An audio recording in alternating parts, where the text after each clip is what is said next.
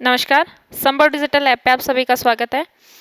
अपना जो ये लेक्चर है या ये जो सेशन है, इस सेशन में अपन एक नेक्स्ट पेपर के बारे में डिस्कशन करेंगे। उस पेपर का नाम है न्यूक्लियर फिजिक्स। आपके बीएससी पार्ट थर्ड में ये पेपर सेकंड है Rajasthan university and Deendayal Upadhyay university में। और अपन इस पेपर की यूनिट फर्स्ट के बारे में डिस्कशन कर रहे हैं। यूनिट फर्स्ट है nucleus, nuclear force and nucleus. That means अपन किसके बारे में डिस्कशन करेंगे? न्यूक्लियस के बारे में डिस्कशन करेंगे। ठीक है, तो देखिए सबसे पहले तो अपन बात करते हैं कि ये जो पेपर है, ये पेपर अपना 33 मार्क्स का है। कितने मार्क्स का है? 33 मार्क्स का है। ठीक है, 33 मार्क्स। ओके, फिर देखिए अपन बात करते हैं कि जो न्यूक्लियर फिजिक्स है, उस न्यूक्लियर फिजिक्स की जो इंट्रोडक्शन है उसके बारे में अपन जनरली बात कर लेते हैं। तो अपन बात करते हैं इंट्रोडक्शन की। इंट्रोडक्शन क्या है कि यदि अपने पास में कोई भी एटम है, उस एटम में क्या सेंट्रल जो पार्ट होता है, उस सेंट्रल पार्ट में क्या होता है? न्यूक्लियस प्रेजेंट होता है। उस न्यूक्लियस की स्टडी करने के लिए जिस ब्रांच का अपन यूज करते हैं या जिस ब्रांच की सहायता से अपन क्या करते हैं, न्यूक्लियंस या फिर न्यूक्लियस की स्टडी करते हैं, उसको अपन क्या बोलते हैं? न्यूक्लियर फिजिक्स बोलते हैं। दैट मीन्स अपन बता सकते हैं कि जो रेडियो एक्टिविटी, यदि कोई एटम है, उस एटम में यदि रेडियो एक्टिविटी सब्सटेंस की प्रॉपर्टीज है या फिर उसमें अलग अलग न्यूक्लियस के अकॉर्डिंग उसकी प्रॉपर्टीज डिफाइन हो रही है, तो उसके बारे में जो अपन डिस्कशन करेंगे किसी भी एटम का, वो इस न्यूक्लियर फिजिक्स में करेंगे। ठीक है, तो देखिए सबसे पहले अपन बात करते हैं इसके इंट्रोडक्शन की। तो अपन इंट्रोडक्शन में यही बोल सकते हैं जनरली कि स्टडी ऑफ न्यूक्लियस, कि न्यूक्लियस की अपन स्टडी जिस ब्रांच में करते हैं, उस ब्रांच को क्या बोला जाता है? न्यूक्लियर फिजिक्स बोला जाता है। फिर अपन ये बोलते हैं कि ये जो न्यूक्लियस होता है वो क्या होता है कि जैसे कोई भी एटम है अपने पास में, इस एटम का जो ये सेंटर पार्ट होता है, ये सेंटर पार्ट क्या कहलाता है? न्यूक्लियस कहलाता है। क्या कहलाता है? न्यूक्लियस कहलाता है। फिर अपन बात करते हैं इस न्यूक्लियस की। तो जो न्यूक्लियस होता है उसमें जो चार्ज होता है वो कैसा चार्ज होता है? पॉजिटिव चार्ज होता है। कैसा चार्ज होता है? न्यूक्लियस में पॉजिटिव चार्ज होता है। फिर अपन बात करते हैं कि जो न्यूक्लियस होते हैं उसमें दो प्रकार के पार्टिकल्स प्रेजेंट होते हैं। फर्स्ट पार्टिकल होता है इसमें प्रोटॉन, और सेकंड पार्टिकल होता है उसमें न्यूट्रॉन। तो अपन ये जो प्रोटॉन और जो न्यूट्रॉन है, इनको क्या बोलते हैं? न्यूक्लियॉन्स बोलते हैं। क्या बोलते हैं? न्यूक्लियॉन्स बोलते हैं। न्यूक्लियॉन्स क्या बोला जाता है? इनको न्यूक्लियॉन्स बोला जाता है। तो देखिए कोई भी एटम है, उस एटम का जो सेंटर पार्ट होता है वो न्यूक्लियस बोला जाता है। न्यूक्लियस के अंदर क्या होते हैं? दो पार्टिकल्स प्रेजेंट होते हैं। उन दोनों पार्टिकल्स को अपन क्या बोलते हैं? न्यूक्लियॉन्स बोलते हैं।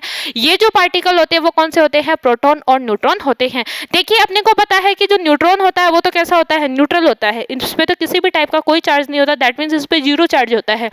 और अगर बात करते हैं अपन प्रोटॉन की, तो प्रोटॉन पे कैसा चार्ज होता है? पॉजिटिव चार्ज होता है। देन कंबाइनली अगर अपन न्यूक्लियस की बात करें, तो न्यूक्लियस पे कैसा चार्ज प्रेजेंट होगा? सिर्फ प्रोटॉन का चार्ज प्रेजेंट होगा। और प्रोटॉन का चार्ज कैसा होता है? पॉजिटिव चार्ज होता है। इतनी बात समझ में आ गई? यानी न्यूक्लियस के न्यूक्लियॉन्स की स्टडी करने के लिए जिस ब्रांच का यूज किया जा सकता है या जिस ब्रांच की हेल्प से अपन न्यूक्लियस के न्यूक्लियॉन्स की स्टडी करते हैं, उस ब्रांच को क्या बोला जाता है? न्यूक्लियर फिजिक्स बोला जाता है। ये तो बात हो गई न्यूक्लियर फिजिक्स की। अपन अब देखते हैं कि जो ये न्यूक्लियस होते हैं, इसमें जो न्यूक्लियॉन्स प्रेजेंट होते हैं, इनके बेसिस पे क्या क्या प्रॉपर्टीज इसकी डिफाइन हो सकती है। तो जैसे सबसे पहले अपन बात करते हैं कि इसके जो डेंसिटी होती है, वो डेंसिटी क्या होती है? हाई होती है। डेंसिटी कैसी होती है? हाई होती है। फिर अगर अपन बात करते हैं इस न्यूक्लियस के में जो न्यूक्लियस की जो डिस्टेंस होती है, वो डिस्टेंस कितनी होती है? तो ये डिस्टेंस कितनी होती है? 10⁻⁻⁵ मीटर। दैट मीन्स क्या बोल सकते हैं? इसको अपन जनरली फर्मी बोल सकते हैं, 1 फर्मी बोल सकते हैं। इस न्यूक्लियॉन्स के थ्रू ही, यानी इस न्यूक्लियस में जो न्यूक्लियॉन्स प्रेजेंट होते हैं, उस न्यूक्लियॉन्स के बेसिस पे ही अपन जो रेडियो एक्टिविटी सब्सटेंसेस की जो प्रॉपर्टी है, दैट मीन्स न्यूक्लियर फ्यूजन होगा या न्यूक्लियर फ्यूजन होगा, उसके बारे में भी अपन क्या कर सकते हैं? यहाँ से पता लगा सकते हैं। यानी कोई सी भी एटम है, उस एटम में किस तरीके की प्रॉपर्टीज प्रेजेंट है, उस प्रॉपर्टी का जो नॉलेज है या उस प्रॉपर्टी का जो अप्रोक्सीमेशन है, वो अपने को कहाँ से पता चलता है? इस न्यूक्लियस के थ्रू पता चलता है। यानी न्यूक्लियस में जो नंबर ऑफ प्रोटॉन्स और नंबर ऑफ न्यूट्रॉन्स अवेलेबल होते हैं, उनके ही बेसिस पे अपन बता सकते हैं कि ये जो न्यूक्लियस है वो स्टेबल न्यूक्लियस है या ये जो न्यूक्लियस है वो अनस्टेबल न्यूक्लियस है। फिर देखिए जनरली अगर अपन बात करते हैं, तो अपन क्या बोल सकते हैं कि इन न्यूक्लियस की जो बाइंडिंग एनर्जी होती है, बाइंडिंग एनर्जी के बारे में अपन क्या कर सकते हैं? डिस्कशन करते हैं। बाइंडिंग एनर्जी की जैसे अपन बात करें, तो बाइंडिंग एनर्जी क्या होती है कि जो न्यूक्लियॉन्स होते हैं, उन न्यूक्लियस को स्प्लिट करने के लिए जिस मिनिमम एनर्जी की रिक्वायरमेंट होती है, उस मिनिमम एनर्जी को अपन क्या बोलते हैं, बाइंडिंग एनर्जी बोलते हैं। तो इस तरीके से अपन क्या बोल सकते हैं कि जो न्यूक्लियस के न्यूक्लियॉन्स होते हैं उनके थ्रू अपन क्या कर सकते हैं, किसी भी एटम की न्यूक्लियर प्रॉपर्टीज के बारे में डिस्कस कर सकते हैं। और न्यूक्लियर प्रॉपर्टीज का जो डिस्कशन होता है उस न्यूक्लियर फिजिक्स के थ्रू होता है, यानी फिजिक्स की उस ये जो न्यूक्लियर ब्रांच होती है, इस न्यूक्लियर ब्रांच के अकॉर्डिंग ही अपन ये सारी जनरल इन्फॉर्मेशन डिफाइन कर सकते हैं। अब देखिए ये इसका एक छोटा सा इंट्रोडक्टरी पार्ट था जो मैंने आपको डिस्कस करवा दिया है। अपन अपने सब टॉपिक की तरफ मूव ऑन करते हैं कि अपने को जनरली क्या क्या डिस्कशन करना है। तो देखिए सबसे पहले अपना जो टॉपिक है वो टॉपिक क्या है, क्लासिफिकेशन ऑफ न्यूक्लियस, कि जो न्यूक्लियस होते हैं उनका क्लासिफिकेशन किस टाइप का होता है। न्यूक्लियस बहुत सारे टाइप्स के हो सकते हैं, जैसे अपन बात करते हैं आइसोटोप की, जैसे अपन बात करते हैं आइसोबार की, या फिर जैसे अपन बात करते हैं सम न्यूट्रॉनिक सब्सटेंसेस की, या सम न्यूट्रॉनिक न्यूक्लियस की, या फिर जैसे बात करते हैं अपन आइसोमर न्यूक्लियस की, या फिर जनरली जैसे अपन बात करते हैं मिरर न्यूक्लियाई की। तो इस तरीके का जो क्लासिफिकेशन होता है न्यूक्लियस का, वो अलग अलग नंबर ऑफ प्रोटॉन्स और अलग अलग नंबर ऑफ न्यूट्रॉन्स के बेसिस पे क्या होता है, डिवाइडेशन होता है। तो नंबर ऑफ न्यूट्रॉन्स और नंबर ऑफ प्रोटॉन्स के प्रेजेंस में अपन क्या करते हैं, ये जो न्यूक्लियस है इसका क्लासिफिकेशन करते हैं। तो देखिए अपना टॉपिक क्या है, क्लासिफिकेशन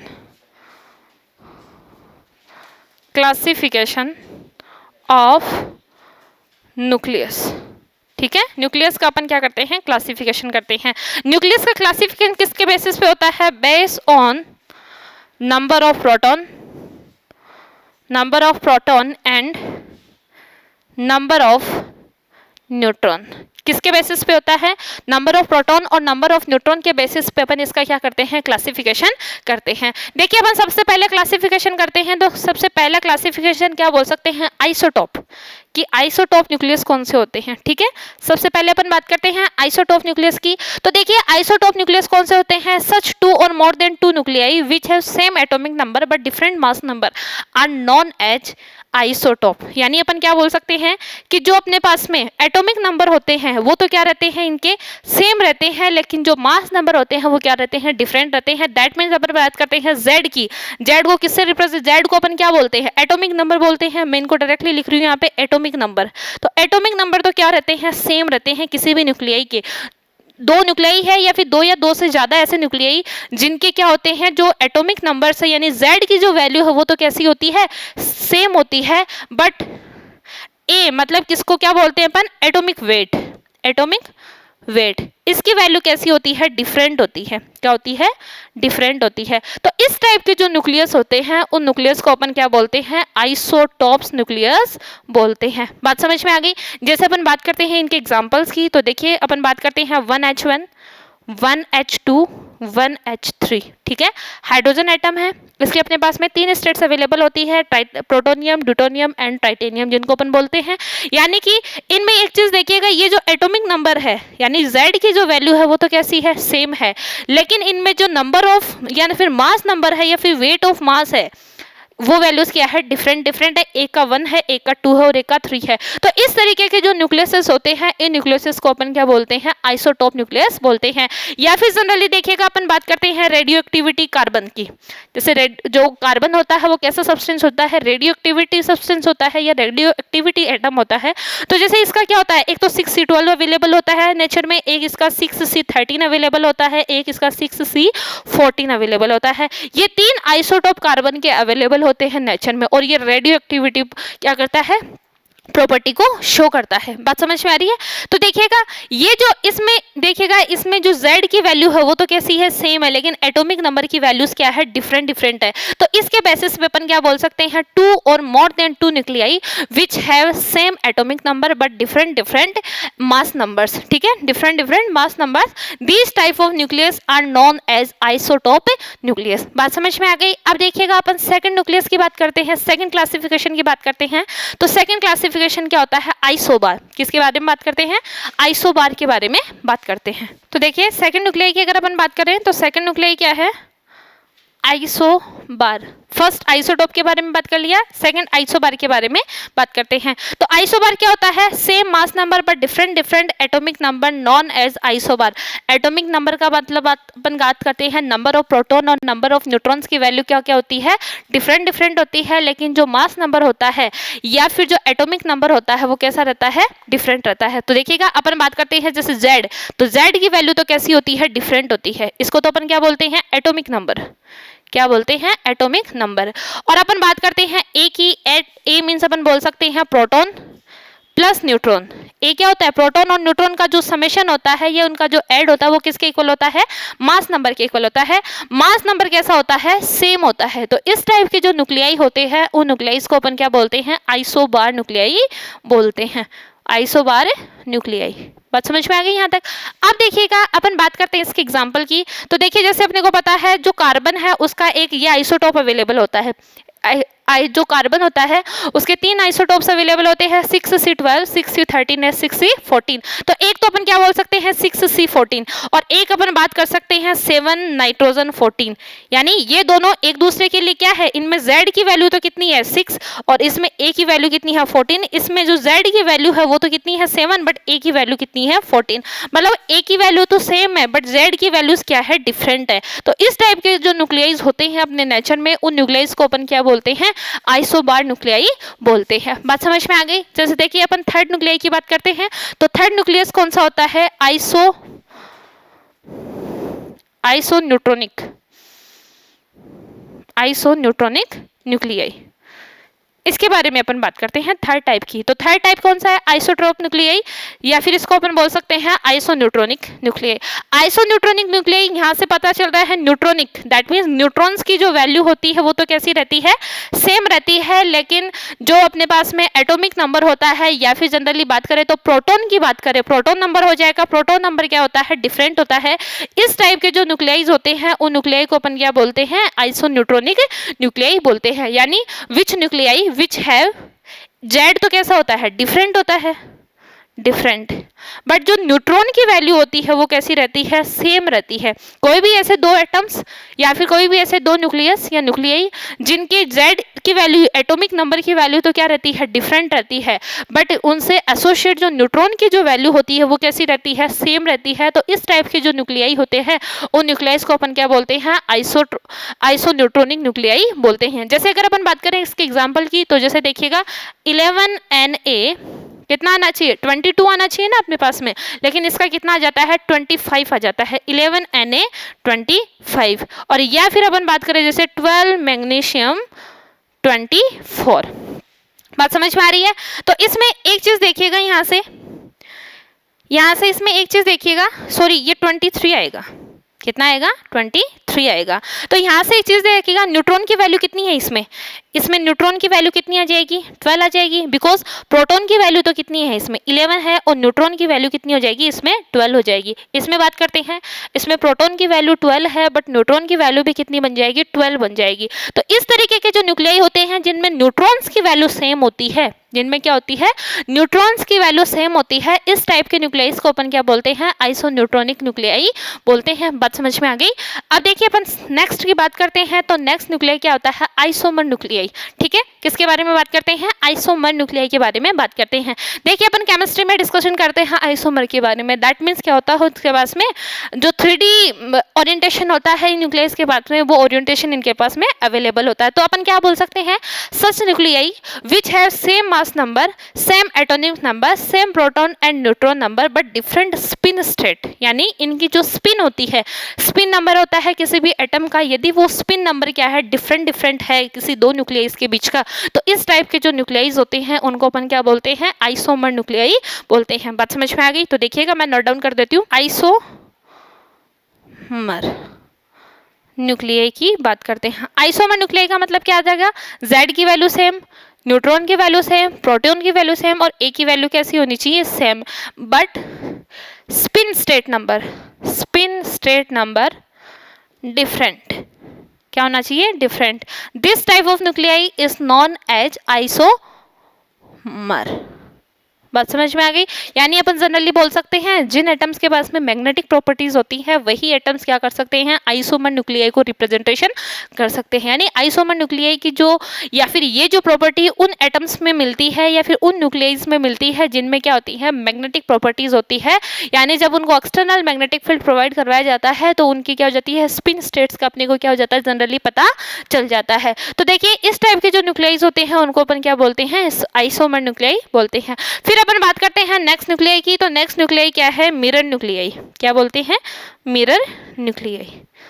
मिरर न्यूक्लियाई की बात समझ में आ रही है। तो मिरर न्यूक्लियाई क्या होता है कि ऐसे न्यूक्लियॉन्स जिनके प्रोटॉन और न्यूट्रॉन्स की वैल्यू का जो ओरिएंटेशन होता है वो एक दूसरे के लिए कैसा होता है, अपोजिट होता है।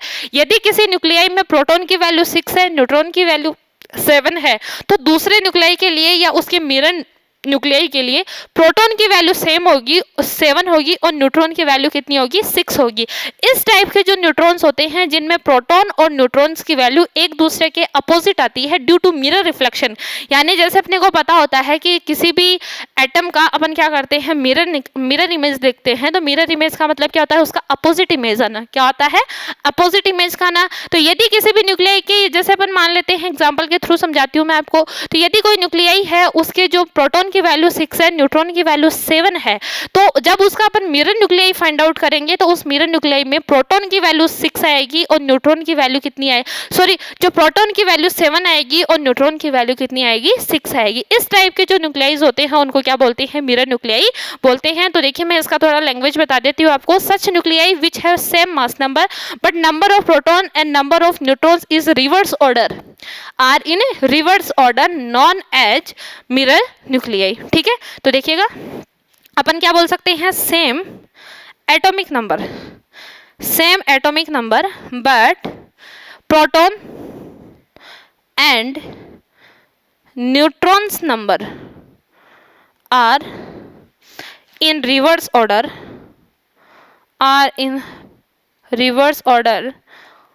Non as mirror nuclei. बात समझ में आ गई। जैसे अपन बात करते हैं इसके एग्जाम्पल की, तो एग्जाम्पल क्या है, 6C13 की बात करते हैं। जैसे अपन किसकी बात करते हैं, 6C13 की। और एक अपन बात करते हैं 7N13 की बात करते हैं। किसकी बात करते हैं, 7N13 की बात करते हैं। ठीक है, न्यूट्रॉन का भी ये एक आइसोटोप अवेलेबल होता है नेचर में। तो इसमें देखिएगा प्रोटॉन की वैल्यू तो कितनी आएगी, 6 आएगी, और न्यूट्रॉन की वैल्यू कितनी आएगी, यहाँ से 7 आएगी। इसमें देखिएगा प्रोटॉन की वैल्यू तो 7 आएगी और न्यूट्रॉन की वैल्यू कितनी आएगी, 6 आएगी। देखिएगा जनरली न्यूट्रॉन की वैल्यू अपन कैसे निकालते हैं कि जो एटॉमिक नंबर होता है, टोटल जो एटॉमिक मास होता है, इसमें से क्या कर दो, Z को माइनस कर दो। A माइनस Z की जो रिप्रेजेंटेशन होता है वो न्यूट्रॉन का रिप्रेजेंटेशन होता है। तो देखिए 13 में से 7 जाएगा, दैट मीन 6 आ जाएगा न्यूट्रॉन की वैल्यू। यहाँ से देखिए 13 में से 6 जाएगा, दैट मीन न्यूट्रॉन की वैल्यू कितनी हो जाएगी, यहाँ से 7 हो जाएगी। तो इस तरीके का जो किसी भी न्यूक्लियाई का रिप्रेजेंटेशन अगर अपन करते हैं और उसका मिरर इमेज फाइंड आउट करते हैं, तो प्रोटॉन और न्यूट्रॉन्स के जो नंबर होते हैं एक दूसरे के रिवर्स ऑर्डर में होते हैं। इस टाइप के न्यूक्लियाइज को अपन क्या बोलते हैं, मिरर न्यूक्लियाई बोलते हैं। ये अपने पास में क्या था, न्यूक्लियॉन्स का क्लासिफिकेशन था। फिर देखिएगा जनरली अपन बात करते हैं कि जो इनकी न्यूक्लियस की जो स्टेबिलिटी होती है, उस स्टेबिलिटी के बेसिस पे इनका क्लासिफिकेशन कैसे होता है। यदि अपन बात करते हैं इनके स्टेबिलिटी की, तो स्टेबिलिटी के थ्रू इनका क्लासिफिकेशन दो टाइप से अपन कर सकते हैं। फर्स्ट अपन बोल सकते हैं स्टेबल न्यूक्लियाई, और सेकंड अपन क्या बोल सकते हैं, अनस्टेबल न्यूक्लियाई। स्टेबल न्यूक्लियाई क्या होते हैं, ऐसे न्यूक्लियाई देखिएगा, those nuclei in which number of neutron and proton are not change and not radioactive means no spontaneous radioactivity decay known as stable nuclei. यानी नंबर ऑफ प्रोटॉन और number of neutrons की जो value होती है वो change नहीं होती है। ठीक है, किसी भी सिचुएशन में क्या होती है, नंबर ऑफ प्रोटॉन और नंबर ऑफ न्यूट्रॉन्स की वैल्यू चेंज नहीं होती है। इसी के साथ साथ में ऐसे न्यूक्लियस जिनमें किसी भी टाइप का रेडियोएक्टिविटी स्पॉन्टेनियस इमिशन नहीं होता है, यानी वो क्या नहीं होते हैं, सेल्फ क्या नहीं होते हैं, स्पॉन्टेनियस डीके, यानी सेल्फ डीके नहीं करते हैं, यानी अपने आप से क्या होते हैं, किसी दूसरे एटम में डीके नहीं होते हैं, या पे डीके होके अपनी स्टेबिलिटी को क्या करते हैं, अचीव करते हैं। इस टाइप के न्यूक्लियाइज नहीं होते हैं। तो इस टाइप के न्यूक्लियाइज को अपन क्या बोलते हैं, स्टेबल न्यूक्लियाई बोलते हैं। जैसे अपन बात करते हैं हाइड्रोजन की, तो जो इसका प्रोटोनियम जो आइसोटोप होता है 1H1, वो कैसा होता है, एक स्टेबल न्यूक्लियाई होता है। इसी के साथ में जैसे अपन बात करते हैं 2 हीलियम 4 की, वो एक स्टेबल न्यूक्लियाई होता है। फिर अपन बात करते हैं जैसे 3 लिथियम 6 की, की, तो ये क्या होता है, एक स्टेबल न्यूक्लियाई होता है। यानी जनरली अपने को यही ध्यान रखना है, प्रोटॉन और न्यूट्रॉन की वैल्यू है वो चेंज नहीं होती है किसी भी सिचुएशन में, और अपने आप क्या होता है, उनका स्पॉन्टेनियस रेडियो एक्टिविटी डिके नहीं होता है। यानी उनका रेडियो एक्टिविटी डिके करवाने के लिए अपने को किसी एक्सटर्नल एजेंसी की जरूरत पड़े, तो इस टाइप के जो न्यूक्लियाइज होते हैं उन न्यूक्लियाइज को अपन क्या बोलते हैं, स्टेबल न्यूक्लियाई बोलते हैं। बात समझ में आ गई। फिर देखिएगा अपन बात करते हैं अनस्टेबल न्यूक्लियाई की। किसकी बात करते हैं, अनस्टेबल न्यूक्लियाई की बात करते हैं। तो अनस्टेबल न्यूक्लियाई क्या होता है कि ऐसे न्यूक्लियाई जो क्या हो जाते हैं, अपने आप रेडियो एक्टिविटी डीके हो जाते हैं, या फिर अपने आप क्या हो जाते हैं, स्पॉन्टेनियसली इनमें रेडियो एक्टिविटी डीके होने की प्रॉपर्टी अवेलेबल होती है। इस टाइप के जो न्यूक्लियाई होते हैं उनको क्या बोलते हैं, अनस्टेबल न्यूक्लियाई बोलते हैं। अनस्टेबल न्यूक्लियाई का मतलब अपन बात करते हैं कि ऐसे कौन से एटम्स होते हैं जो रेडियो एक्टिविटी एटम्स होते हैं। कौन से एटम्स होते हैं, रेडियो एक्टिविटी जो एटम्स होते हैं उनके पास में ये प्रॉपर्टी पाई जाती है। रेडियो एक्टिविटी एटम्स होते हैं वो अनस्टेबल न्यूक्लियाई होते हैं नेचर में। जैसे अपन बात करते हैं कार्बन की, तो कार्बन का जो 6C14 एटम होता है या फिर 6C14 आइसोटोप होता है, वो क्या होता है, एक रेडियो एक्टिविटी एटम होता है। और रेडियो एक्टिविटी एटम होने की वजह से वो स्वतः ही या फिर अपने आप ही क्या होना शुरू कर देता है, डिके होना शुरू कर देता है। और यदि कोई न्यूक्लियाई या कोई एटम अपने आप डिके होना शुरू कर देता है, यानी उसको किसी भी एक्सटर्नल एजेंसी की जरूरत नहीं पड़ती है, तो इस टाइप के न्यूक्लियस को अपन क्या बोलते हैं, अनस्टेबल न्यूक्लियाई बोलते हैं। बात समझ में आ गई। अब देखिएगा ये तो क्या था, अपना क्लासिफिकेशन था न्यूक्लियस का, यानी ये छोटी छोटी जो मैंने आपको डेफिनेशंस बताई हैं, इसमें आपसे से छोटे वाले क्वेश्चंस आपसे जनरली पूछे जा सकते हैं। तो इन चीज़ों को आप अच्छे से अपने दिमाग में रखिए, ध्यान रखिए इन चीज़ों का, ठीक है। फिर अपन बात करते हैं नेक्स्ट टॉपिक ऑफ, और मूव ऑन करते हैं। तो नेक्स्ट टॉपिक क्या है अपना, एक जो न्यूक्लियस है या फिर कोई भी न्यूक्लियस का जो स्टडी करने के लिए अपन एक मॉडल रिप्रेजेंट करेंगे, यानी किसी साइंटिस्ट ने अपना एक मॉडल दिया था, और उस मॉडल के थ्रू अपन ये देखेंगे कि जो न्यूक्लियस है उसकी स्टेबिलिटी और अनस्टेबिलिटी का अपन डिस्कशन किस तरीके से कर सकते हैं, या फिर किसी भी न्यूक्लियस की प्रॉपर्टीज का अपन डिस्कशन किस तरीके से कर सकते हैं, या प्रॉपर्टीज के बारे में अपन किस तरीके से बता सकते हैं, उसके लिए एक मॉडल दिया गया था। और उस मॉडल का नाम क्या है, लिक्विड ड्रॉप मॉडल है, ठीक है। तो अपन लिक्विड ड्रॉप मॉडल के बारे में जनरली क्या करेंगे, डिस्कशन करेंगे। लिक्विड ड्रॉप मॉडल, इसके बारे में अपन बात करते हैं। लिक्विड ड्रॉप मॉडल का मतलब क्या है, ये किसके बारे में डिफाइन करता है, it's explain the properties, it's explain the general properties of nucleus of A nucleus, ठीक है।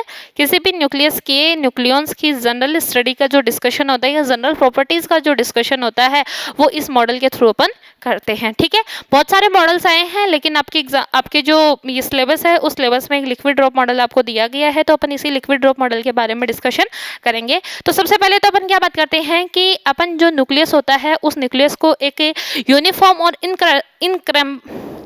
इनकम्प्रेसिबल लिक्विड ड्रॉप के अकॉर्डिंग मानते हैं। अपन क्या करते हैं कि यदि अपने पास में कोई भी लिक्विड ड्रॉप मॉडल है, यानी कि कोई भी लिक्विड है, उस लिक्विड की कोई भी ड्रॉप है वो एक न्यूक्लियस की तरह क्या कर रही है, बिहेव कर रही है।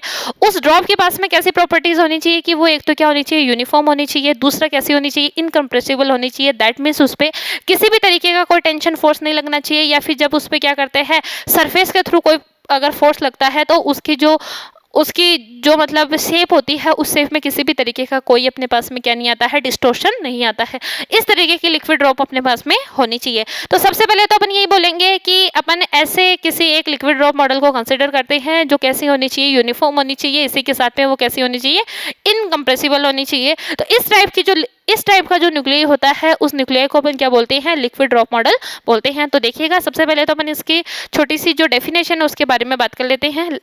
If we consider a liquid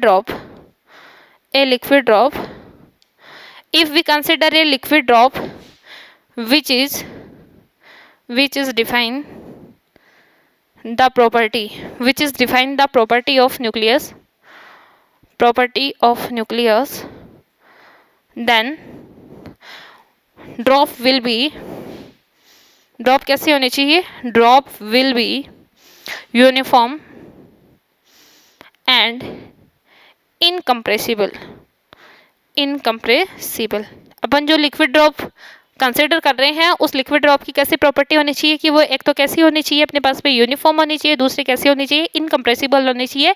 that means surface की वजह से उस पर किसी भी तरीके का फोर्स नहीं होना चाहिए। दैट मीन्स उसकी सरफेस फोर्स की वजह से किसी भी टाइप का उसकी जो शेप है उस पर डिस्टोर्शन नहीं आना चाहिए। तो इस टाइप की जो अपने पास में कोई भी लिक्विड ड्रॉप होती है उस लिक्विड ड्रॉप को अपन एक न्यूक्लियस कंसिडर कर सकते हैं। यानी अगर जनरली मैं बात करूँ इस न्यूक्लियस की, किसकी बात करूँ, ये जैसे अपने पास में न्यूक्लियस है, उस न्यूक्लियस सॉरी ये कोई एटम है, उस एटम का क्या है, ये न्यूक्लियस है जिसमें प्रोटॉन और न्यूट्रॉन प्रेजेंट है। तो इस न्यूक्लियस को अपन क्या बोल सकते हैं according to liquid drop model या according to von and Weizsacker, जो अपने साइंटिस्ट यहाँ पे आए थे उनका नाम क्या था, वॉन एंड विजेकर। वॉन एंड विजेकर ने क्या दिया था, ये एक मॉडल दिया था और उन्हीं के थ्रू अपन क्या बोल रहे थे कि कोई भी न्यूक्लियस को अपन क्या मान सकते हैं, एक इनकम्प्रेसिबल और यूनिफॉर्म लिक्विड ड्रॉप के अकॉर्डिंग मान सकते हैं। ठीक है, तो अपन क्या बोल देते हैं कि ये जो न्यूक्लियस है उस न्यूक्लियस को अपन क्या बोल सकते हैं, लिक्विड ड्रॉप बोल सकते हैं, liquid drop.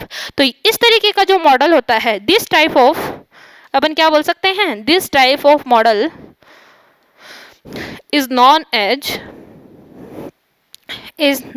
As liquid drop model, liquid drop model. First point तो इसका यही था। ठीक है, फिर अपन जैसे बात करते हैं इसके सेकंड पॉइंट की, तो सेकंड पॉइंट क्या है, surface tension force and repulsive coulomb force is responsible for the spherical safe and incompressible liquid drop.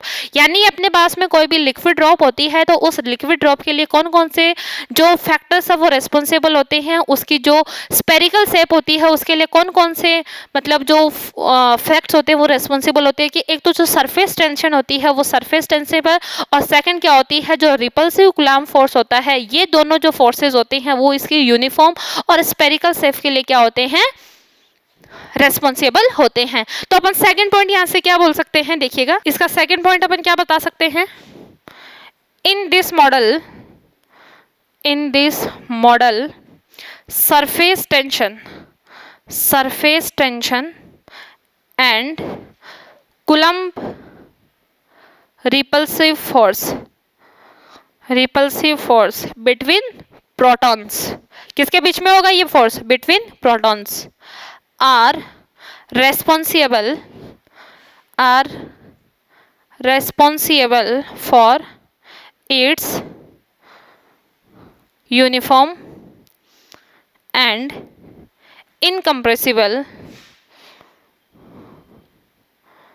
Incompressible spherical shape. बात समझ में आ गई, यानी स्फेरिकल शेप के लिए क्या क्या चीजें रेस्पॉन्सिबल होती है, एक तो सरफेस टेंशन और एक क्या होता है, रिपल्सिव कूलम्ब फोर्स होता है। यदि अपन बात करते हैं किसी स्पॉन्टेनियस न्यूक्लियाई की, किसकी बात करते हैं, स्पॉन्टेनियस न्यूक्लियाई, दैट मीन्स ऐसा न्यूक्लियाई जो अपने आप क्या हो जाता है, डीके होना प्रारंभ कर देता है, डीके होना शुरू कर देता है। तो ऐसे जो न्यूक्लियाई होते हैं वो क्या करते हैं, न्यूट्रॉन को एब्जॉर्ब करते हैं, यानी spontaneous nuclei absorb neutrons and its shape change due to kinetic energy of neutrons and binding energy. यदि अपने पास में कोई भी ऐसा न्यूक्लियाई है, वो न्यूक्लियाई क्या करता है, किसी न्यूट्रॉन को एब्जॉर्ब कर रहा है, और न्यूट्रॉन को एब्जॉर्ब करने की वजह से क्या होएगा कि ये जो लिक्विड ड्रॉप है, इस लिक्विड ड्रॉप के क्या हो जाएगी, इस लिक्विड ड्रॉप में जो यानी लिक्विड ड्रॉप को अपन एक न्यूक्लियस बोल रहे हैं, तो उस न्यूक्लियर के जो न्यूट्रॉन है मतलब उसका क्या होगा, एब्जॉर्प्शन, मतलब उसमें काइनेटिक एनर्जी आएगी, उसमें मोमेंट आएगा, और उस काइनेटिक एनर्जी या मोमेंट की वजह से इसकी जो बाइंडिंग एनर्जी है, और काइनेटिक एनर्जी और बाइंडिंग एनर्जी की वजह से इसकी जो शेप होती है वो शेप क्या हो जाती है, डिस्टॉर्टेड होना शुरू कर देती है, यानी वो गोल शेप में नहीं होके क्या हो जाती है, अपनी किसी और शेप में आ जाती है, वो अपनी शेप को डिस्टॉर्टेड कर लेती है। तो अपन क्या बोल सकते हैं इसका थर्ड पॉइंट, यदि कोई लिक्विड ड्रॉप मॉडल है, लिक्विड ड्रॉप मॉडल में ऐसा न्यूक्लियाई कंसीडर हो जाता है, वो न्यूक्लियाई कैसा होता है, स्पॉन्टेनियस न्यूक्लियाई होता है। तो स्पॉन्टेनियस न्यूक्लियाई का मतलब क्या कर रहा है, उसमें जो न्यूट्रॉन्स है वो क्या कर रहा है, वो एब्जॉर्ब कर रहा है। तो देखिएगा spontaneous nuclei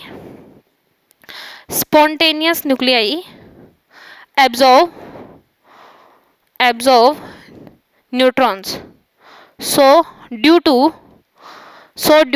absorption, so due to kinetic energy of neutrons, and binding energy,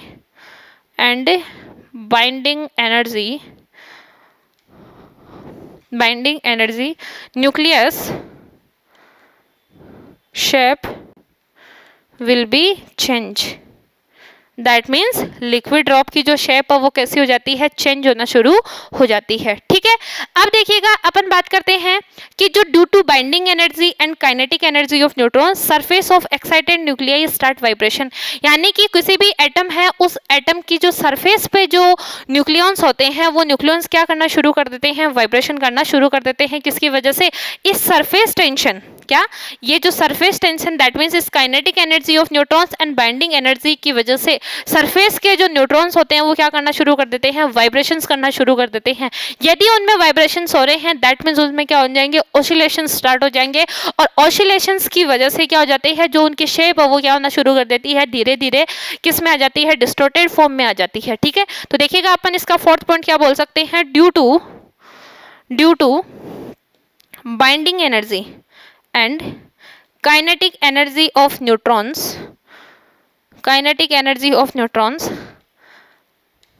surface nuclei of an atom start vibrations and shape will be and spherical shape, क्या बोल सकते हैं अपन, spherical shape becomes ellipse। जो spherical shape होती है, जैसे liquid drop की क्या कर लेते हैं अपन, कैसे ले रहे हैं, स्पेरिकल शेप ले रहे हैं, स्पेरिकल सिमेट्री ले रहे हैं, तो ये वाइब्रेशंस की वजह से क्या होना शुरू हो जाती है, या फिर इसमें काइनेटिक एनर्जी और बाइंडिंग एनर्जी की वजह से इसमें ऑसिलेशंस या फिर वाइब्रेशंस आना शुरू हो जाते हैं, और उन वाइब्रेशंस की वजह से इसकी जो स्पेरिकल शेप है वो डिस्टॉर्टेड होकर किसमें चली जाती है, इलिप्स की फॉर्म में चली जाती है। इसके ये 4-5 पॉइंट्स है कि किस किस तरीके से अपन ये लिक्विड ड्रॉप मॉडल है, इस लिक्विड ड्रॉप मॉडल में न्यूक्लियर फ्यूजन और फ्यूजन की जो प्रोसेस कंप्लीट होती है, ये जो न्यूक्लियर प्रॉपर्टीज के बारे में ये जनरली बताता है। ये जो इवेंट्स है किस किस तरीके से एक दूसरे के साथ में रेस्पॉन्सिबल होते हैं, ये इस लिक्विड ड्रॉप मॉडल के साथ में किस तरीके से ये जॉइंट अप या लिंक अप कर सकते हैं, इसी के बारे में अपन जनरली क्या कर रहे हैं, बातें कर रहे हैं। ये किसी साइंटिस्ट के थ्रू दिया हुआ अपना ही एक हाइपोथेसिस था, और उसी हाइपोथेसिस की अपन क्या कर रहे हैं, यहाँ पे बात कर रहे हैं। ठीक है, फिर देखिएगा अपन नेक्स्ट क्या बोल सकते हैं कि जो एक्साइटेड न्यूक्लियाई होता है अपने पास में, क्या होता है, excited nuclei that means neutron, वो क्या करता है, एनर्जी इंक्रीज कर देता है। उसकी एक्साइटेड न्यूक्लियाई के पास में क्या होती है, एनर्जी की वैल्यू इंक्रीज हो जाती है, और एनर्जी की वैल्यू इंक्रीज होने की वजह से जो न्यूट्रॉन्स होते हैं उनमें वाइब्रेशन के साथ साथ में क्या आना शुरू हो जाते हैं, ऑसिलेशंस होना भी शुरू हो जाते हैं, और ऑसिलेशंस की वजह से जो इलिप्स की शेप थी वो किस में आ जाती है, डंबल शेप में आ जाती है। किस में आ जाती है, डंबल शेप में आ जाती है। तो अपन इसका फिफ्थ पॉइंट क्या बोल सकते हैं, देखिएगा पॉइंट है वो, फिफ्थ पॉइंट क्या है, due to excited energy will increase and nuclei start oscillations due to oscillation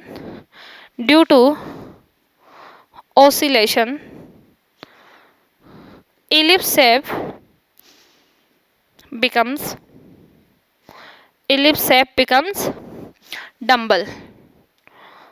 dumbbell shape. ठीक है, कैसी आ जाती है, डंबल शेप में आ जाती है। दैट मीन्स ये इलिप्स है, और ये इलिप्स किस शेप में आ जाता है, इस डंबल शेप में आ जाता है। इस तरीके की जो प्रोसेस होती है उसको अपन क्या बोलते हैं कि इसमें जो एटम्स होते हैं या फिर जो न्यूक्लियाई होता है किसी भी एटम का, वो किस में शेप में आ जाता है, डंबल शेप में आ जाता है। फिर अपन बात करते हैं, जैसे कि इसमें एक अपन बात कर रहे थे सरफेस टेंशन की, और दूसरी अपन बात कर रहे हैं किसकी कर रहे थे, रिपल्सिव कूलम्ब फोर्स की। तो प्रोटॉन्स है और एटम के प्रोटॉन्स है, और उन प्रोटॉन्स के बीच में क्या होगा, रिपल्सिव कूलम्ब फोर्स होगा। तो रिपल्सिव कूलम्ब फोर्स की वजह से इनमें क्या हो जाती है, डिस्टेंस आ जाती है। यानी जो रिपल्सिव कूलम्ब फोर्स होता है उसका जनरली अपने को पता है कि डिस्टेंस इंक्रीज होती है तो रिपल्सिव कूलम्ब फोर्स क्या हो जाता है, कम हो जाता है, और यदि डिस्टेंस कम हो जाती है तो रिपल्सिव कूलम्ब फोर्स क्या हो जाता है, ज्यादा हो जाता है। दैट मीन्स वो 1/r² के क्या होता है, प्रोपोर्शनल होता है। तो यदि रिपल्सिव कूलम्ब फोर्स की वैल्यू इंक्रीज हो रही है तो इनमें क्या आ जाती है, डिस्टेंस आ जाती है, और डिस्टेंस आने की वजह से इनमें क्या क्रिएट हो जाती है, क्रिटिकल स्टेज आ जाती है। और क्रिटिकल स्टेज से अपर लेवल पे जब अपन जाते हैं उस पर और ज्यादा क्या करते हैं, एक्सटर्नल फोर्स अप्लाइड करवाते हैं, रिपल्सिव कूलम्ब फोर्स की वैल्यू और इंक्रीज करवाते हैं। तो ये जो क्रिटिकल स्टेज आती है, इस क्रिटिकल स्टेज की वजह से ये जो डबल शेप में जो इलेक्ट्रॉन्स आ रहे हैं या फिर इस डबल शेप में जो न्यूक्लियाई है वो दो स्मॉल न्यूक्लियस में क्या हो जाता है, डिवाइड हो जाता है। और इन दो स्मॉल न्यूक्लियाई को अपन क्या बोलते हैं, डॉटर न्यूक्लियाई बोलते हैं। क्या बोलते हैं, डॉटर न्यूक्लियाई बोलते हैं। तो अपन क्या बोल सकते हैं कि binding energy, repulsive coulomb force and surface tension की वजह से कोई भी लिक्विड ड्रॉप होती है, उस लिक्विड ड्रॉप को अपन ने क्या मान सकते हैं, न्यूक्लियस मान सकते हैं। और इन फोर्सेस की वजह से क्या होती है, वो जो न्यूक्लियाई होता है उसकी क्रिटिकल स्टेज आती है। और क्रिटिकल स्टेज में जब अपन क्या करते हैं, कूलम्ब फोर्स की वैल्यू और इंक्रीज करते हैं या बाइंडिंग एनर्जी की वैल्यू और इंक्रीज करते हैं, तो उससे क्या हो जाता है कि ये जो डबल शेप में जो इलेक्ट्रॉन्स आते हैं जिनकी क्या आ रही है, क्रिटिकल सिचुएशन आ रही है, इस क्रिटिकल सिचुएशन में ये दो डॉटर न्यूक्लियस में क्या हो जाते हैं, ब्रेक हो जाते हैं। दैट मीन्स क्या हो जाता है, न्यूक्लियर फ्यूजन हो जाता है। क्या हो जाता है, न्यूक्लियर फ्यूजन हो जाता है। तो अपन यही तो बात कर रहे थे कि ये जो मॉडल है वो किसके बारे में बताता है, न्यूक्लियर फ्यूजन के बारे में बताता है कि जो न्यूक्लियर प्रॉपर्टी है किसी भी एटम की, दैट मीन्स जब कोई बड़ा एटम दो छोटे एटम्स में क्या करता है, डिवाइड होता है, तो ऐसे जो प्रोसेस होती है, ऐसी जो रिएक्शंस होती है न्यूक्लियर की, उसको अपन क्या बोलते हैं, न्यूक्लियर फ्यूजन बोलते हैं। तो ये जो मॉडल है वो किसके बारे में डिस्कस करता है, न्यूक्लियर फ्यूजन के बारे में बताता है। और न्यूक्लियर फ्यूजन के बारे में ये किस तरीके से बताता है, मतलब दो डॉटर न्यूक्लियाई किस तरीके से बनते हैं, दो डॉटर न्यूक्लियाई का किस तरीके से कंस्ट्रक्शन होता है, उसके बारे में मैंने आपको कंप्लीट यहाँ पे डिस्कशन करवा दिया है। एग्जाम में आपसे पूछा जाता है ये क्वेश्चन, तो आपको यही जो 4-5 स्टेप्स मैंने लिखी है, यही 4-5 स्टेप्स आपको वहाँ पे लिख के आनी है। और जनरली इनका साथ में ये डायग्राम बना देना ताकि क्या हो, इजीली एग्जामिनर के समझ में आ जाए। ठीक है, फिर देखिएगा अपन बात करते हैं कि ये जो लिक्विड ड्रॉप मॉडल है, इस लिक्विड ड्रॉप मॉडल के कुछ एडवांटेज है। जैसे फर्स्ट एडवांटेज की बात की तो अपन ने क्या हो जाएगा, न्यूक्लियर फ्यूजन हो जाएगा। सेकंड एडवांटेज क्या है कि इसने बाइंडिंग एनर्जी को सोल्व करने का बहुत बेहतरीन तरीका बताया था कि जो बाइंडिंग एनर्जी होती है वो अलग अलग लेवल्स में क्या रहती है, स्प्लिट रहती है। तो उनका जो समेशन होता है किसी भी न्यूक्लियाई की, वो क्या करता है, इसकी टोटल बाइंडिंग एनर्जी को रिप्रेजेंट करता है। और टोटल बाइंडिंग एनर्जी, किसी भी न्यूक्लियस की टोटल बाइंडिंग एनर्जी को रिप्रेजेंट करने के लिए इसने एक फॉर्मूला दिया था, और उसी फॉर्मूले को अपन क्या बोलते हैं, सेमी इंपेरिकल फॉर्मूला बोलते हैं। क्या बोलते हैं, सेमी इंपेरिकल मास फॉर्मूला बोलते हैं। ये जो सेमी इंपेरिकल मास फॉर्मूला होता है ये कंप्लीटली लिक्विड ड्रॉप मॉडल है उसके बेसिस पे होता है, या लिक्विड ड्रॉप मॉडल पे टिका हुआ होता है। तो अपन लिक्विड ड्रॉप मॉडल के बेसिस पे ही क्या करेंगे, इसके साथ में सेमी इंपेरिकल फॉर्मूला के बारे में भी डिस्कशन कर लेते हैं। ठीक है, तो देखिएगा अपन सेमी इंपेरिकल मास फॉर्मूला के बारे में डिस्कशन करते हैं।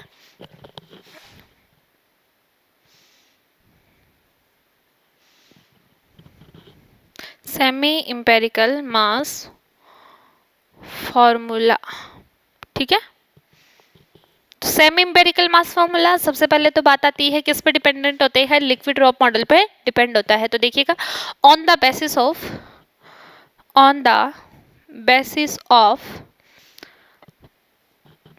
Liquid drop model, on the basis of liquid drop model,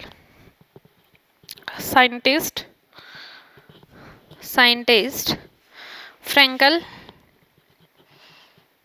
and Whittaker represent the binding energy in atomic number Z and atomic mass number A। ठीक है, this representation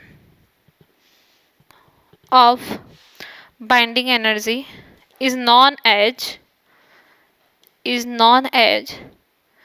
semi empirical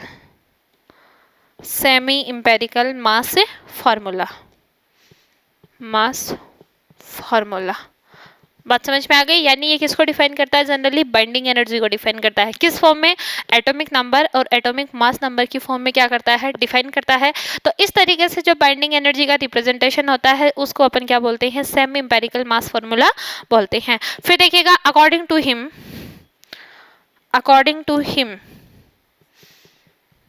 total binding energy that means EB, total binding energy that means EB is equal to कितना होता है, EV plus ES plus EP plus EAS, antisymmetric part हो गया, plus अपन क्या बोल सकते हैं इसको साथ में EC, क्या बोल सकते हैं EC।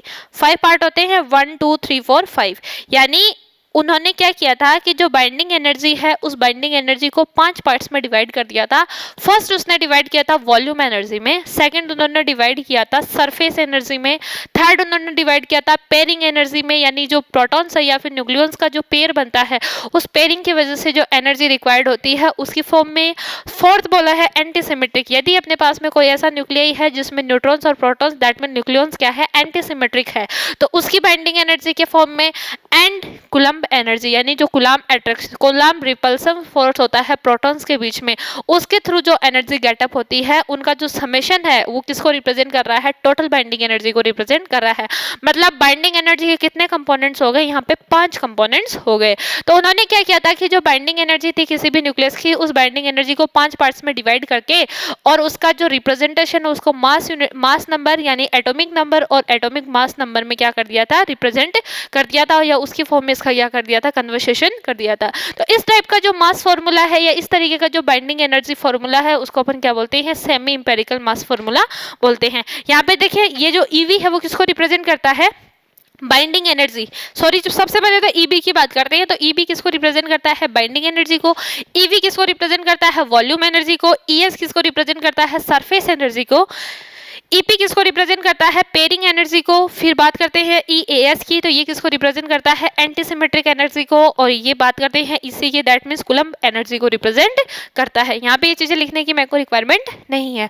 फिर देखिएगा अपन बात करते हैं इनकी अलग अलग, ये जो अपने पास में अलग अलग टर्म्स है उनकी अलग अलग अपन क्या करते हैं, बात करते हैं। तो देखिएगा सबसे पहले अपन बात करते हैं इस बाइंडिंग एनर्जी ईबी की। तो बाइंडिंग एनर्जी किसकी इक्वल होती है कि मिनिमम एनर्जी, यदि कोई भी न्यूक्लियाई होता है उस न्यूक्लियाई को स्प्लिट करने के लिए जो मिनिमम एनर्जी रिक्वायर्ड होती है उस मिनिमम एनर्जी को अपन क्या बोलते हैं, बाइंडिंग एनर्जी बोलते हैं। ठीक है, यानी एक तरीके से ये एक्सटर्नल एजेंसी का वर्क करेगी किसी भी न्यूक्लियाई के लिए। तो जनरली अपन क्या बता सकते हैं, mass of nuclei is always less than the mass of nucleus of an atom और this mass loss is equal to binding energy. यानी जो मास लॉस होता है किसी भी एटम में या किसी भी न्यूक्लियाई में वो किसको रिप्रेजेंट कर रहा है, इस बाइंडिंग एनर्जी को रिप्रेजेंट कर रहा है। तो देखिएगा अपन जनरली इसको कैसे बता सकते हैं, बाइंडिंग एनर्जी की, किसकी बात करते हैं, बाइंडिंग एनर्जी की। तो देखिएगा mass of nuclei is always less than the sum of atomic number and neutrons mass is always less than mass. This mass defection या this mass loss is known as binding energy. यानी binding energy किसका काम कर रही है, mass loss का काम कर रही है। यानी ये क्या होती है, मास डेविएटेड या मास डिफेक्टेड क्वांटिटी होती है, इसकी वजह से मास होता है वो क्या हो जाता है, डिक्रीज हो जाता है। तो देखिएगा जनरली अपन क्या बता सकते हैं, m इज इक्वल टू, यानी अपन बात करते हैं मास डिफेक्ट की, दैट मीन्स m बोल देते हैं अपन इसको। जो मास लॉस हो रहा है उसको मैं क्या बोल देती हूँ, m, या फिर जनरली डेल m मान लो मास लॉस को रिप्रेजेंट कर रहा है ये। तो del m is equal to कितना हो जाएगा, ZMH, कितना बन जाएगा, ZMH प्लस a माइनस का ZMN माइनस का कितना हो जाएगा, EB। दैट मीन्स अगर EB की बात करें तो EB इज इक्वल टू कितना हो जाएगा, ZMH प्लस a माइनस का ZMN माइनस कितना बन जाएगा, डेल m। तो ये जो टर्म है वो किसको रिप्रेजेंट कर रही है, बाइंडिंग एनर्जी को रिप्रेजेंट कर रही है। यानी बाइंडिंग एनर्जी का जो रिप्रेजेंटेशन है या जो बाइंडिंग एनर्जी का जो पता है वो अपन कहाँ से लगा सकते हैं कि जो जितना मास लॉस हो रहा है किसी भी न्यूक्लियाई में, यदि किसी भी न्यूक्लियाई में जितना मास लॉस हो रहा है वो मास लॉस किसको रिप्रेजेंट करेगा, इस बाइंडिंग एनर्जी को रिप्रेजेंट करेगा। तो एक टर्म अपनी डिफाइन हो गई और इसको मैंने क्या बोल दिया, इक्वेशन नंबर फर्स्ट बोल दिया। सॉरी, जो मैंने फर्स्ट टर्म लिखी थी ना EB, उसको इक्वेशन नंबर फर्स्ट दे देना। EB is equal to EV plus ES plus EC plus EAS plus EP, यही 5 पार्ट थे। इसको इक्वेशन नंबर 1 दे दो और इसको इक्वेशन नंबर कितनी दे दो, सेकंड दे दो। बात समझ में आ गई यहाँ तक। अब देखिए अपन अलग अलग टर्म्स है उनको डिफाइन करते हैं। तो फर्स्ट टर्म अपनी क्या थी, वॉल्यूम एनर्जी को अपन डिफाइन करते हैं। किसको डिफाइन करते हैं, वॉल्यूम एनर्जी को डिफाइन करते हैं। तो न्यूक्लियस, यदि किसी भी एटम है उसका न्यूक्लियस है तो न्यूक्लियस के वॉल्यूम में कितने न्यूक्लियॉन्स प्रेजेंट होते हैं, उन न्यूक्लियॉन्स की वजह से जो एनर्जी होती है उस एनर्जी को अपन क्या बोलते हैं, वॉल्यूम एनर्जी बोलते हैं। यानी न्यूक्लियस के वॉल्यूम में प्रेजेंट न्यूक्लियॉन्स की वजह से जो बाइंडिंग एनर्जी होती है उस एनर्जी को क्या बोला जाता है, वॉल्यूम एनर्जी बोला जाता है। ठीक है, और ये जो वॉल्यूम एनर्जी होती है वो किसके प्रोपोर्शनल होती है, यहाँ से देखिएगा EV प्रोपोर्शनल तो कितना होता है A, दैट मीन्स ये इस एटॉमिक नंबर के क्या होता है, प्रोपोर्शनल होता है। इसको मैंने क्या बोल दिया, इक्वेशन नंबर 2 बोल दिया। बात समझ में आ गई, वॉल्यूम एनर्जी क्या होती है समझ में आ गया। फिर देखिएगा अपन सेकंड पार्ट की बात करते हैं। सेकंड आती है सरफेस एनर्जी। क्या आती है, सरफेस एनर्जी। सरफेस एनर्जी क्या होती है, अगर न्यूक्लियस के वॉल्यूम में जो न्यूक्लियॉन्स प्रेजेंट है उनकी वजह से तो वॉल्यूम एनर्जी लगती है, लेकिन वॉल्यूम के अलावा सरफेस की तरफ जो न्यूक्लियॉन्स प्रेजेंट होते हैं उनकी वजह से जो एनर्जी रिक्वायर्ड होती है या इनकी वजह से जो फोर्स लगता है उस फोर्स की वजह से जो एनर्जी क्रिएट होती है उसको अपन क्या बोलते हैं, सरफेस एनर्जी बोलते हैं। यानी सरफेस पे जो nucleus that means proton, neutrons या फिर इलेक्ट्रॉन्स अवेलेबल होते हैं उनकी वजह से जो एनर्जी लगती है या उनकी वजह से जो एनर्जी जनरेट होती है उस एनर्जी को क्या बोला जाता है, सरफेस एनर्जी बोला जाता है। तो यहाँ पे जो सरफेस एनर्जी है वो किस तरीके से डिफाइन कर सकते हैं, देखिएगा, यानी ES किसकी टर्म होती है, ये ES की टर्म होती है। यानी ES इज इक्वल टू कितना हो जाएगा, यहां से देखिएगा अपन बात करते हैं इस ES की, ES प्रोपोर्शनल टू कितना आ जाएगा अपने पास में, माइनस सरफेस एरिया। इसको क्या ले लेती हूँ मैं, माइनस सरफेस एरिया। अब एक चीज देखिएगा यहाँ से माइनस क्यों लिया मैंने, क्योंकि जो सरफेस पे जो न्यूक्लियॉन्स प्रेजेंट होते हैं उन पे उस सरफेस की वजह से क्या लगता है, फोर्स लगता है जो कि अपोजिट डायरेक्शन में लगता है। तो जो अपनी एनर्जी है वो भी क्या हो जाती है, नेगेटिव हो जाएगी। कैसी हो जाएगी, नेगेटिव हो जाएगी। तो इस तरीके से जो ES है वो कितना हो जाएगा, ES प्रोपोर्शनल टू माइनस का सरफेस एरिया। अब एक चीज देखिएगा यहाँ से अपन एक टर्म डिफाइन करते हैं, ES is equal to minus, ठीक है, मैंने इसको डायरेक्टली यही बोल दिया, प्रोपोर्शनल माइनस। ठीक है, सरफेस एरिया यानी न्यूक्लियस है वो कैसा होता है अपने पास में, स्फेरिकल सिमेट्री में होता है। तो स्फेरिकल जो यानी कि जो स्पेयर होता है उसका सरफेस एरिया कितना होता है, 4πr² होता है। कितना होता है, 4πr²। अपन देखिएगा according to nuclear physics R is equal to कितना होता है, R0 a की पावर 1/3 होता है। यही आता है, R is equal to R0 a की पावर 1/3 होता है। ठीक है, तो यहाँ से देखिएगा ये वैल्यू यहाँ पे पुट करो तो ES इज इक्वल टू कितना, ES प्रोपोर्शनल टू कितना आ जाएगा, माइनस, और ये बन जाएगा 4πr0 a की पावर 1/3 का स्क्वायर। ठीक है, यानी ES proportional to minus 4πr0 square a की पावर 2/3, दैट मीन्स 4πr²। ये जो 4/r² है ये किसको रिप्रेजेंट कर रहे हैं, किसी कांस्टेंट क्वांटिटी को रिप्रेजेंट करेंगे। तो मैंने इस पे क्या लिख दिया, यहाँ पे कांस्टेंट लिख दिया, और वो कांस्टेंट कितना आ जाएगा, माइनस का AS a की पावर 2/3। तो जो सरफेस एनर्जी है वो कितनी आती है, माइनस a की पावर 2/3। यानी सरफेस पे जो न्यूक्लियॉन्स प्रेजेंट होते हैं उनकी वजह से जो बाइंडिंग एनर्जी होती है वो बाइंडिंग एनर्जी क्या होती है, डिक्रीज होती है। क्यों, क्योंकि सरफेस की वजह से क्या लगता है, उस पर सरफेस फोर्स लगता है या सरफेस टेंशन फोर्स लगता है जो कि एक अपोजिट डायरेक्शन में वर्क करता है। अपोजिट डायरेक्शन में वर्क करने की वजह से उनकी जो बाइंडिंग एनर्जी होती है वो क्या होना शुरू हो जाती है, डिक्रीज होना शुरू हो जाती है। ये इसका क्या था, एक छोटा सा फॉर्मेट था। फिर अपन देखिए जनरली बात करते हैं कूलम्ब एनर्जी की, थर्ड पार्ट की बात करते हैं। इसको मैंने इक्वेशन नंबर 2 बोल दिया, इसको मैंने इक्वेशन नंबर कितना बोल दिया, 3 बोल दिया। अपन बात करते हैं कूलम्ब एनर्जी की। अपन किसकी बात करते हैं, कूलम्ब एनर्जी की बात करते हैं। कूलम्ब एनर्जी, कूलम्ब एनर्जी किसकी वजह से लगेगी, अपने पास में न्यूक्लियस है, उस न्यूक्लियस में प्रोटॉन्स अवेलेबल होते हैं। तो प्रोटॉन्स 2 और मोर देन 2 प्रोटॉन्स यदि अवेलेबल है, यदि 2 या 2 से ज़्यादा प्रोटॉन्स अवेलेबल है तो उनके बीच में रिपल्सन फोर्स लगेगा, और वो रिपल्सिबल फोर्स कौन सा होता है, कूलम्ब रिपल्सिव फोर्स होता है। उस कूलम्ब रिपल्सिव फोर्स की वजह से क्या होती है, बाइंडिंग एनर्जी डिक्रीज होना शुरू कर देती है। क्या हो जाती है, बाइंडिंग एनर्जी डिक्रीज होना शुरू हो जाती है। तो अपन किस तरीके से लिख सकते हैं, इसको रिप्रेजेंट कर सकते हैं अपन EC से। कूलम्ब एनर्जी है, इसका रिप्रेजेंटेशन हम किससे कर सकते हैं, EC से कर सकते हैं। EC प्रोपोर्शनल टू कितना आ जाएगा, Z-1 की पावर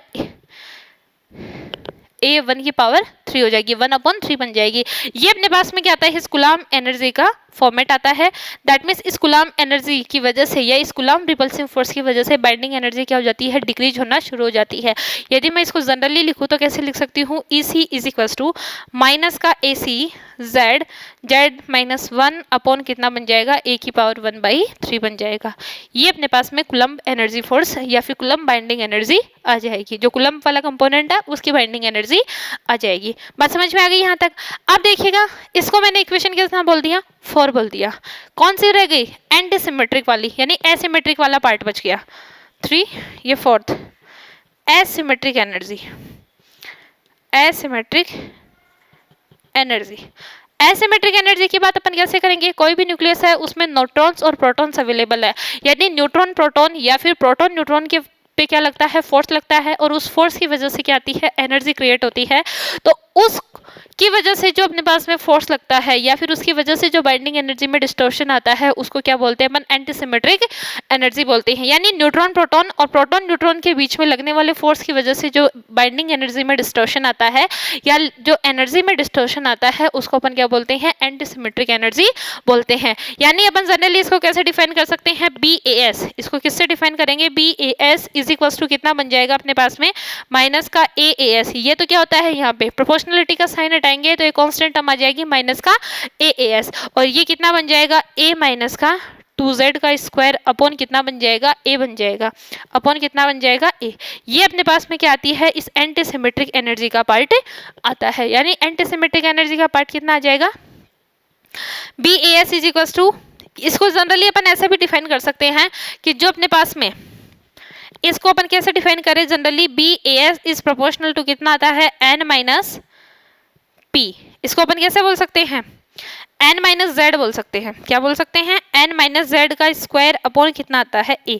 इसके प्रोपोर्शनल होता है, ये किसके प्रोपोर्शनल होता है, N माइनस जेड का square upon A। N minus Z किसको रिप्रेजेंट करता है, नंबर ऑफ प्रोटॉन्स को रिप्रेजेंट करता है, ठीक है, और A किसको रिप्रेजेंट करता है, एटॉमिक मास को रिप्रेजेंट करता है। तो एंटीसिमेट्रिक जो फोर्स होता है, उस एंटीसिमेट्रिक फोर्स की वजह से जो एनर्जी का कंपोनेंट आता है वो कंपोनेंट कितना आता है, BAS proportional to N minus का जेड स्क्वायर अपॉन A।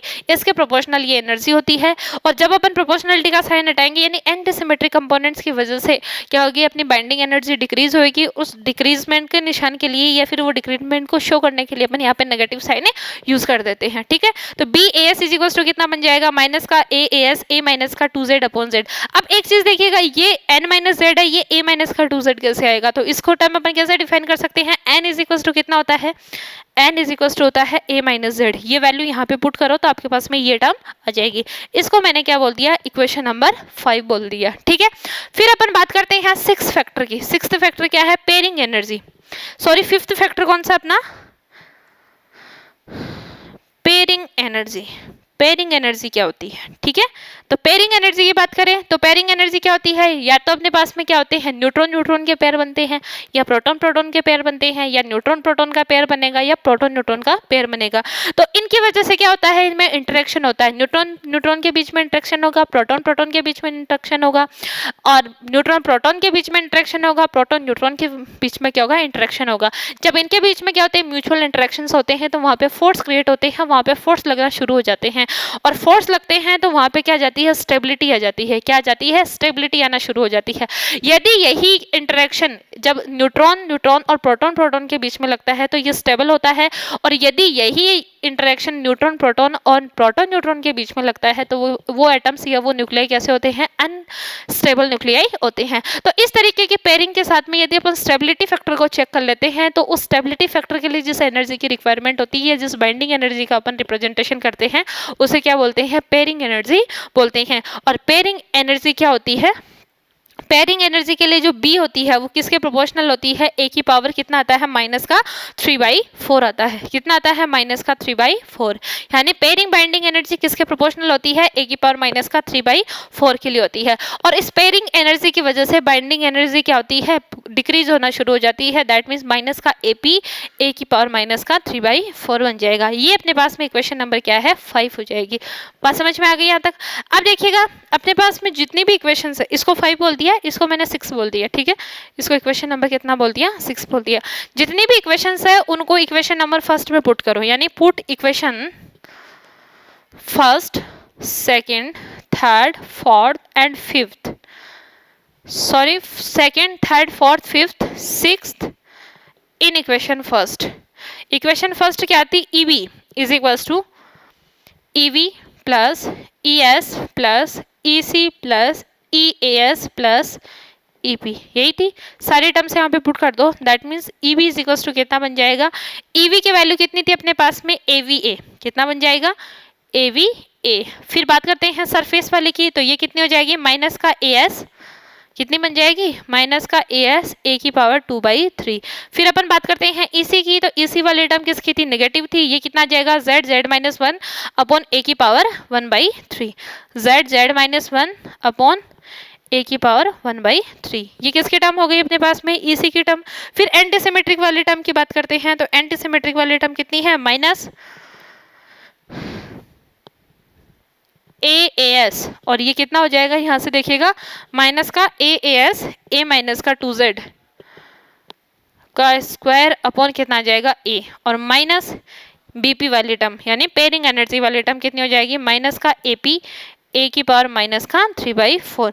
ये जो टोटल रिप्रेजेंटेशन होता है बाइंडिंग एनर्जी का, या फिर ये जो टोटल बाइंडिंग एनर्जी होती है, वो किसको डिफाइन करती है, सेमी इंपेरिकल मास फॉर्मूला को रिप्रेजेंट करती है। अगर आप लोग चाहो तो इस EB की वैल्यू इक्वेशन नंबर 2 में जो अपन ने इक्वेशन लिखी थी ना, एक जनरल इक्वेशन और लिखी थी मास डिफेक्शन के फॉर्म में, क्या लिखी थी, EB, कितने लिखी थी अपन ने, EB इज इक्वल टू अपन ने लिखा था ZMH प्लस a माइनस का ZMN माइनस का कितना आया था, डेल एम, माइनस का कितना आया था यहाँ से, डेल एम। इस फॉर्म में भी अपन ने लिखा था, तो यहाँ पे भी अपन क्या कर सकते हैं, इसकी वैल्यू पुट कर सकते हैं और डेल एम की वैल्यू डिफाइन कर सकते हैं। यानी फिर किसी भी न्यूक्लियाई के लिए मास डिफेक्शन होता है या फिर जो मास डिफॉल्ट होता है उसकी वैल्यू अपन डिफाइन कर सकते हैं। ये जो टर्म्स आती है, इस टर्म्स के थ्रू या इस सेमी इंपेरिकल मास फॉर्मूला के थ्रू अपन बाइंडिंग एनर्जी को क्या कर सकते हैं, एटॉमिक मास नंबर और एटॉमिक नंबर की फॉर्म में डिफाइन कर सकते हैं। और ये क्वेश्चन आपके एग्जाम पॉइंट ऑफ व्यू से बहुत इंपॉर्टेंट क्वेश्चन है, इसलिए इस क्वेश्चन को थोड़ा अच्छे से प्रिपेयर कर लेना। और जो यहाँ पे डिपेंडेंसीज मैंने बताई है, इन डिपेंडेंसीज को आप जनरली याद कर लेना, क्योंकि ये जो इसका जो डेरिवेशन है वो आपके सिलेबस में गिवन नहीं है, तो आपको ये डिपेंडेंसीज ही ध्यान रखनी है। 2-3 ही है, जो एक तो आपको पेयरिंग वाली तो याद रह जाएगी इजीली, जो एंटी सिमेट्रिक वाली, और एक जो EC यानी कुलम्ब वाली। कुलम्ब फोर्स को आपको पता है, कुलम्ब फोर्स कितना होता है, देखिएगा ZE² अपॉन R होता है, कितना होता है, ZE² अपॉन R होता है। मैं आपको इसका फॉर्मूला बता देती हूँ EC वाली को फाइंड आउट करने का। तो क्या होता है, कुलम्ब फोर्स कितना होता है, K Q1 Q2 upon R²। यहाँ पे कंपोनेंट्स कौन से, एक तो प्रोटॉन है और एक न्यूट्रॉन है, यानी अपन इसको क्या बोल सकते हैं, Z² अपॉन R। R को न्यूक्लियर फिजिक्स में always R is equal to R0 a की पावर 1/3 ही लिखना है, डायरेक्टली R अपन कभी भी नहीं निकल रहे हैं, क्योंकि जो अपने पास में रेडियस होती है, जो न्यूक्लियर फोर्सेस की वजह से जो न्यूक्लियस या फिर किसी भी एटम की रेडियस होती है वो a की पावर 1/3 पार्ट क्या हो जाता है, उसका रिड्यूस हो जाता है। ठीक है, तो ऑलवेज कितना लिखेंगे, R is equal to R0 a की पावर 1/3। जब आप यहाँ पे इसकी वैल्यू पुट करोगे तो ये कितना बन जाएगा, R इज इक्वल टू देखिएगा Z माइनस 1 अपॉन a की पावर 1/3 बन जाएगा। R is equal to R0 a की पावर 1/3 जो लिखो, तो यहाँ पे a की डिपेंडेंसी कितनी आ रही है, 1/3 ही आ रही है। बात समझ में आ गई। अगर अपन बात करते हैं एंटी सिमेट्रिक वाले पार्ट में, तो एंटी सिमेट्रिक वाले पार्ट में जो a की डिपेंडेंसी है वो कितनी आएगी, a माइनस का 2z का स्क्वायर अपॉन a आएगी। तो जनरली याद रहने वाली चीजें हैं, आपकी याद रह जाएगी। ठीक है, तो आप इस तरीके से इस फॉर्मूला को अच्छी तरीके से प्रिपेयर कर सकते हैं। ठीक है, और ये अपना जो मास इंपेरिकल मास फॉर्मूला है, ये टॉपिक मैंने आपको कंप्लीट यहाँ पे सॉल्व करवा दिया है। एग्जाम में ये क्वेश्चन आपके आता है, इसलिए इसको अच्छे से डिस्कस कर लेना। ठीक है, बाय बाय।